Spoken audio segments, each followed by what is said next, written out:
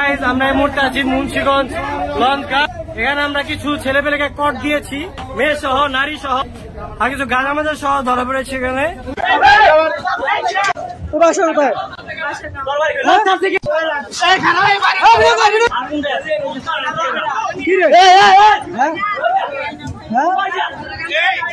লাগাইছ